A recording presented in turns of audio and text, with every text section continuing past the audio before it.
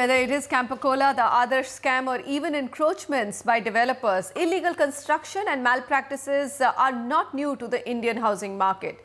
And this is one major pitfall you could face if you're not careful. How common are these? Lakshmi Sivadas finds out. Manoj Pachauri, who resides in Bangalore's Pi layout locality, is an unhappy man.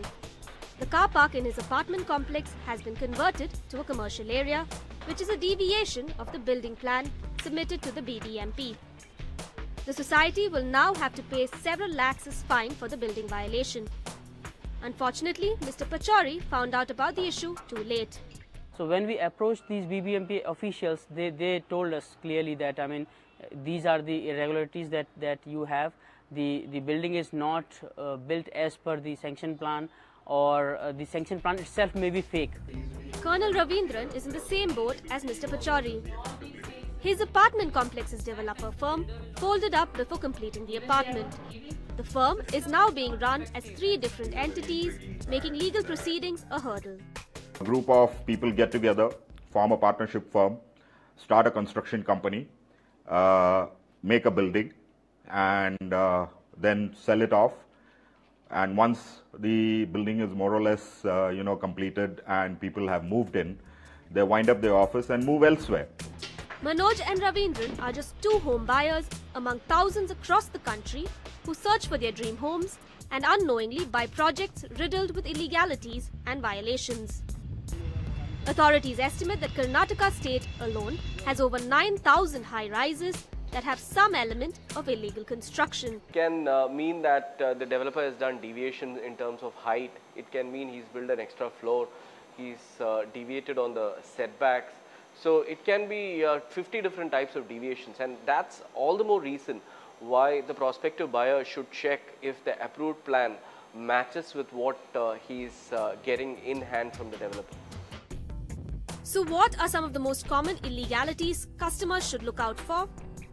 Experts say that constructions on encroached land is the most common illegality.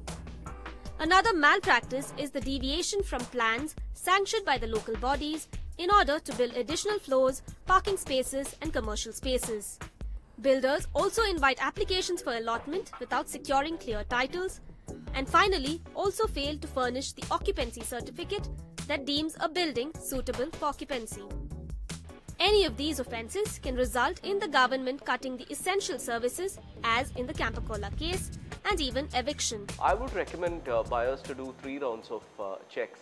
First, have a lawyer with you. Second is have a good property consultant advising you. And third is also having a structural architect advising you on the structural soundness of the project. What I would also recommend prospective home buyers to do is check if banks have approved loans for the project. Check if the developer has got the project or the developer himself is rated. What's worse is that customers most often are left with little legal recourse, as the buyer-seller agreement is heavily leaning towards the seller or the builder.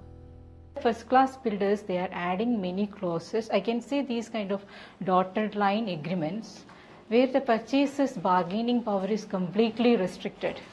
You have to sign the document as it is you are a third party.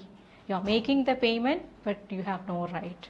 So if you are planning on buying your dream home, experts recommend that you get a property expert or a lawyer on board to help inspect the building and with the paperwork.